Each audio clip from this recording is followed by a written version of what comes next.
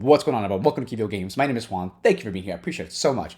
This video is going to be at the Gamescom until the week of April 9th. We have a great lineup of games coming up. I say that every week, and I'm going to say it every other time only because we have some great, amazing games. And April is just starting, and we have some awesome games. We have family games. We have some great card games. We have some thematic thematic big box games. We have some great games coming out, and I'm excited to tell you all about them. So let's get this video going. Keep in mind, I am covering the games kind of retail in the US. Therefore, these games may have already been released in other regions of the world.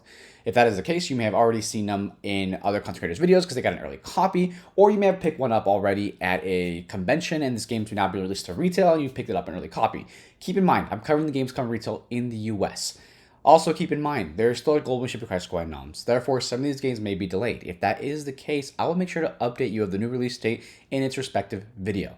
Let's get these games shown. First things first, we have Gears of War, the card game by Steamforged Games, coming out April 11th. So, Gears of War is an IP. Steamforged is known to bring different IP style games into board gaming, and that is a good thing. The more we have of that, that's awesome. We can cross over and bring more people into the space with that. The people who like Gears of War, they might try out the card game. Be like, oh, I actually enjoy this card game. Let's try out this other card game or this other board game, being introduced to new things. This is awesome. Gears of War is a series that I have really enjoyed. I've played 1 through 5, I believe, and I believe there's a 6. Don't quote me on that one, but there's a 1 through 5, and I played through all those, and I love the game. I think it's a great game, great series. I used to play this like for days and like weeks, hours every day back when I was in high school, which is almost like 15 years now. 10 years now, I believe, at this point. This is going to be a card game. In the card game itself, you're going to be playing as either the Locust or the Cog, who are the gears, who are the heroes of the game. You're going to be playing in a dueling card game, and there's going to be scenarios and chapters you go through. And whatever happens in the previous chapter affects the next chapter as you play the game. But I want to try it at least one time. The game itself looks interesting. The art, I hope they're not just copying and pasting from the video game. Hopefully they do a little something different, just to kind of make the art a little more, pop out a little more and look better. This is going to be Gears of War, the card game. It's going to be a dueling card game for 2 players. Not a dueling card game. It's going to be a 2-player card game where you're going up against with the Cog and the Locust, and you're going in trying to take over different locations and strategize with your cards to try to control specific things going on in the game. This is going to be Gears of War, the card game, coming out from Steamforged Games, April 11th. Coming up next, we have a family game by Pandasaurus coming out April 12th. So, this game, there's a lot of buzz about this game right now. It's on TikTok, it's on YouTube, there's videos everywhere. Reina Medina did a great job. She is their marketing manager over at Pandasaurus, and she actually did a phenomenal job to promote this game. And I think it's a great one. It's actually interesting. This is something I really want to show you, and I'm really excited about. I like this so far. I really, really enjoy this. It's going to be there's a roller coaster rush, and you're going to drop a marble on there, trying to see how far it's going to go, and you're going to try to bet to see how far it goes. You're going to be bidding, basically.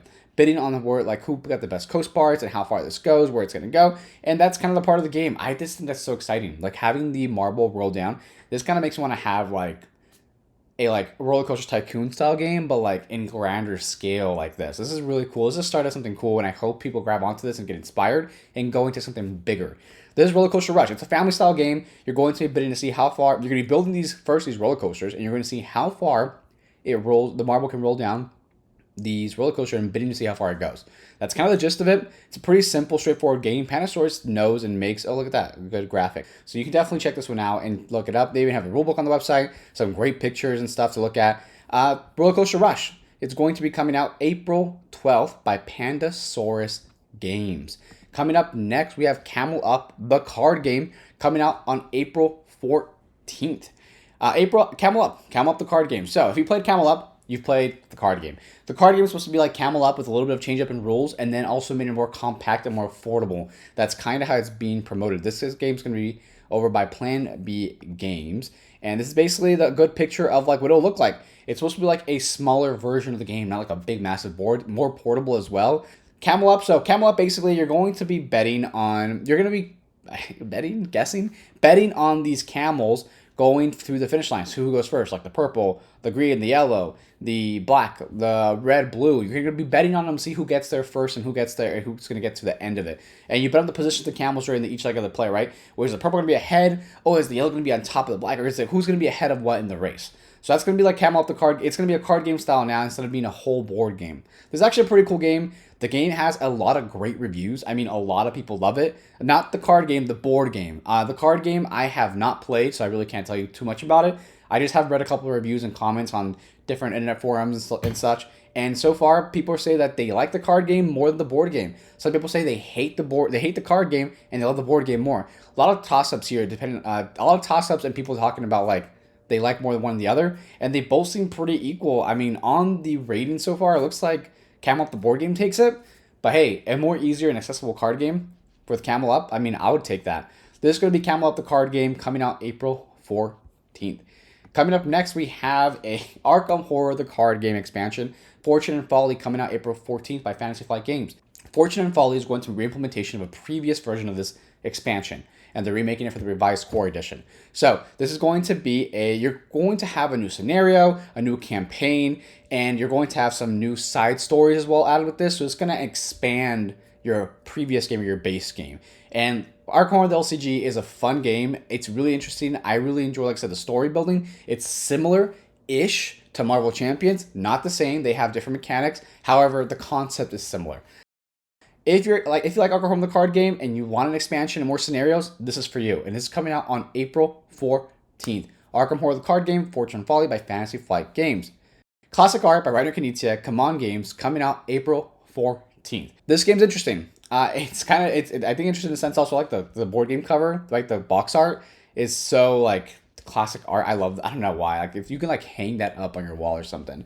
So I'm going to scroll down a little bit here and we're going to show you a little bit of the box contents. I'm going to explain a couple things. So you are an art curator, right? You're an art curator and you're going around trying to find out what art piece is going to be the next big piece. And you're doing that by a little bit of guessing and bidding and such. And you're going to be finding out and you're going to gain prestige and stuff like that and gain points by guessing correctly what the next big trend in art is going to be. And this is classic art is going to be about classic art. So if you look at the cards here, you're going to have I have no clue what these are called, but I love art. And I love acknowledging and admiring these things. But when it comes to memorizing the name of the artist and the art piece, that's hard. That's why I actually have trouble memorizing designers' names in board games sometimes. But when it's Rainer Knizia, I usually, now at this point, after covering these games for so long, I have a general idea of what's going on. So this is going to be a game where you're going on trying to curate. You're an art curator, which is kind of cool of a theme. I mean, I've always wanted to be like a art curator kind of guy, but usually I feel like you need a lot of money for that kind of stuff. I'm not too sure. And I think this is a really cool theme and cool thing to be playing as. And you're going to be predicting the next big art piece. Going down here, you have your beautiful artwork pieces here. You're going to be predicting your trends, which is going to be on this board here and stuff, and with your tokens. And it's that bottom part is going to be a little bit talk about Rainer Knizia, a legendary game designer. He definitely is. I mean, he's well known and really well known. The theme is pretty interesting. I don't know of too many games that you can be art curator, and I could be extremely wrong. There's over a bajillion board games that are all different. That is pretty cool. I enjoy that part. I've always I think that would be awesome, right? Being like even like an art bidder kind of guy, like you're bidding on art. I just, usually for that you need to be a millionaire. So this is gonna be classic art by Rainer Knizia. It's going to be coming out on April 14th by QVO Games. Coming up next, we're going to be going on to My Shelfie by Lucky Duck Games, coming out April 14th. This game is also very well covered. There's a lot of coverage going on right now about this game. Everyone's talking about it. There's videos everywhere, and for good reasons. By the way, this is going to be by Cranio Creations in partnership with Lucky Duck Games. Lucky Duck Games will be distributing this game. Interesting stuff. I really want to show you this because, like I said, there's some really cool new things going on with board gaming. Look at this shelf, right? My Shelfie.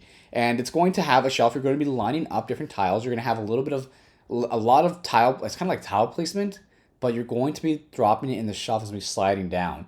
Having that there's a word I'm looking for here. Having that level of tactile, I want to say tactile. That might be a word. It's very tactile. And just seeing that alone is very gratifying, just having it slide down. It adds a level of fun and amusement and something that brings you into a board game. We need new stuff like this, right? It's going to be like a shelfie. It's going to be in front of you. It just brings you in more and gives you that sense of presence and involvement in what you're doing. And that's kind of what I like about when people get creative with different types of games, is that it includes stuff like this. And you can actually drop your tiles and you see them slide down. And the whole thing is you're trying to have pieces laid together to get different points. And of course, different placements get you different points and such, and that's how you win the game. The game is actually it's a pretty straightforward, simple game, honestly, but the biggest part about it is the Shelfie, right? It's going to be the shelf where you're sliding your things in. Gives me like tic-tac-toe vibes. Whoa, not tic-tac-toe vibes. For Connect 4 vibes. Connect 4 vibes, but not playing Connect 4. I like how they used this component here and just made this like this mechanism to slide things in. It's something that brings people in, and that's what I like about that. And even with new board gamers, right? Someone who doesn't play board games before, this is really cool. A really cool thing to introduce them to with. And I think the game's gonna be pretty easy to play. It takes in 30 minutes usually, and I think that's gonna be a good thing to bring people in. This might be like one of the gateway games in the future, right? You introduce it to introduce people into the board game hobby, and they can have that tactile experience while playing the game and like sliding things in and hearing the tile slide down the shelfie and having your creation be in front of you. It just even adds, like, it promotes pictures as well. It's like post to Instagram, social media. My Shelfie by Cranial Creations and Lucky Duck Games, coming out April 14th. Coming up next, we have a big one.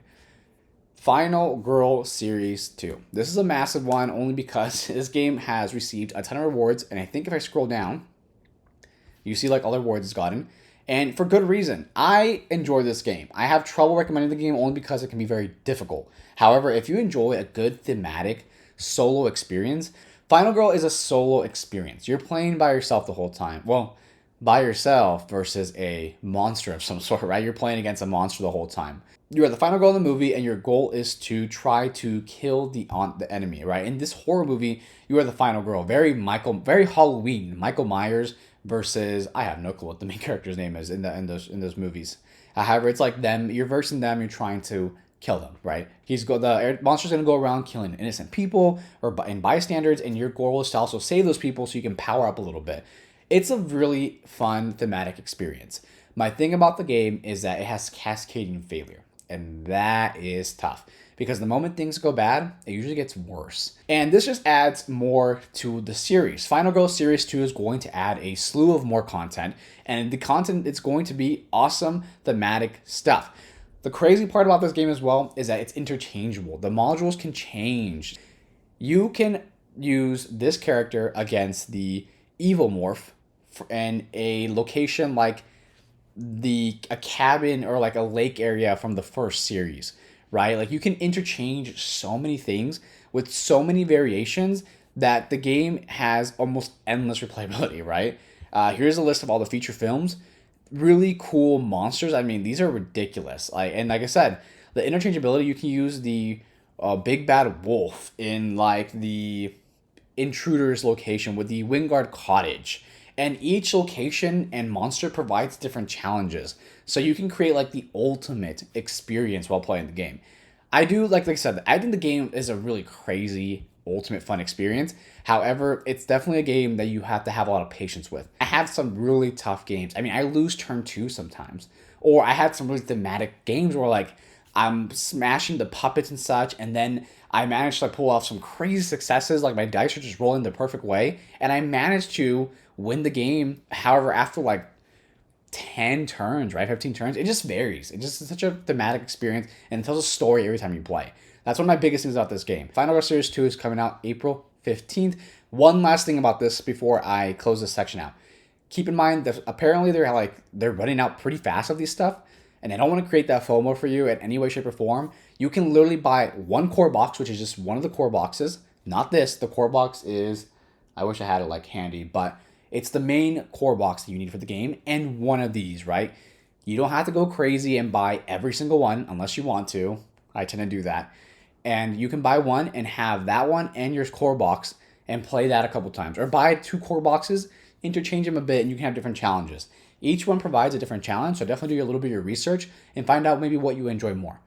Final Girl Series 2, coming out April 15th by Van Ryder Games.